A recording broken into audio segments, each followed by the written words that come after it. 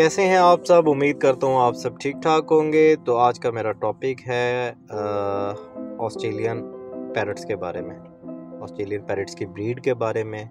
क्या Australian parrots को किस तरह का माहौल चाहिए होता है और क्या क्या रिक्वायरमेंट्स होती हैं कि ताकि ये अच्छी ब्रीड कर सके। फर्स्ट ऑफ ऑल तो आप लोगों ने जो पेयरिंग करनी है उसमें आपने इस चीज़ का ख़ास ख्याल रखना है कि जो आपका पेयर है वो मेल और फीमेल ही होने चाहिए, क्योंकि जो हमारे कुछ दोस्त नए हैं जिनको इस चीज़ का अंदाज़ा नहीं होता कि इनका मेल और फीमेल का फ़र्क क्या है, तो वो इतना कोई मुश्किल नहीं है। अभी मैं आपको बताऊंगा और आपको भी मालूम हो जाएगा।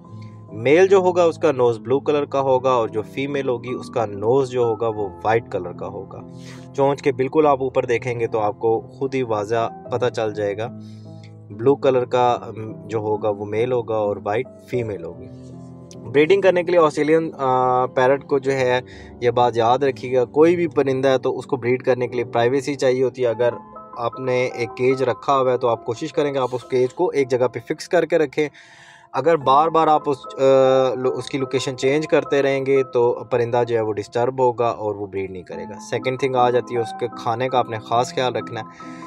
चाहे आप उसको कंगनी दे रहे हैं, बाजरा दे रहे हैं, गीली रोटी दे रहे हैं, ये ऐसा ज़बरदस्त परिंदा है कि हर चीज़ खा लेता है और बड़ा अच्छा जो है रिज़ल्ट देता है। सनलाइट का आपने ख्याल रखना है। परिंदे का पिंजरा ऐसी जगह पे होना चाहिए जहाँ पे इनको सनलाइट लगनी चाहिए। अगर आप एक अच्छी ब्रीड लेना चाहते हैं तो आपको इनको फिक्स करना पड़ेगा।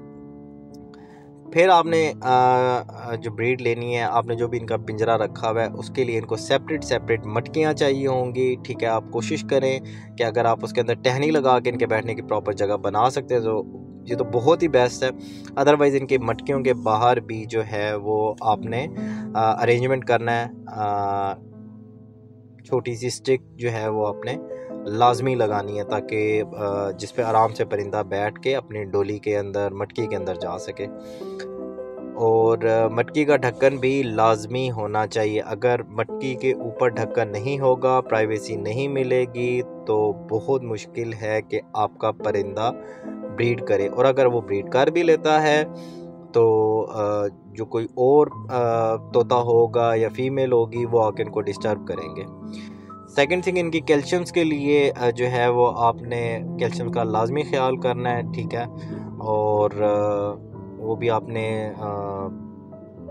लाजमी अगर आपके पास सोर्स नहीं है कोई भी जो है परचेज़ करने का, तो आप ये भी कर सकते हैं कि आप सिंपली अंडों के छिलके से भी जो है वो कैल्शियम खुद बना सकते हैं। उनको ड्राई करके जो है वो आप उससे कैल्शियम बना सकते हैं। ठीक हो गया। मल्टीपल चीज़ें होती हैं। ठीक है, कैल्शियम इजीली बाज़ार से अवेलेबल हो जाता है, आप ले सकते हैं, आपको मिल सकता है कैल्शियम।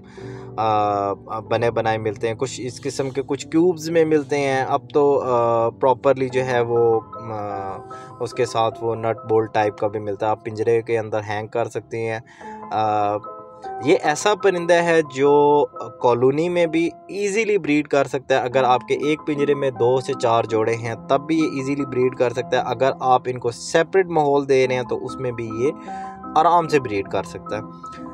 आपके घर का बचा हुआ जो सब्ज़ी या फल होते हैं उसके छोटे छोटे क्यूब्स करके आप उनको वो भी डाल सकते हैं। अच्छी ब्रीड लेने के लिए ये बात याद रखिएगा कि परिंदे को तमाम चीज़ें आपने देनी है। उसमें पालक है, उसमें सेब है, उसमें मटर है। ठीक है, ये लाजमी चीज़ें आपने ऐड करनी हैं।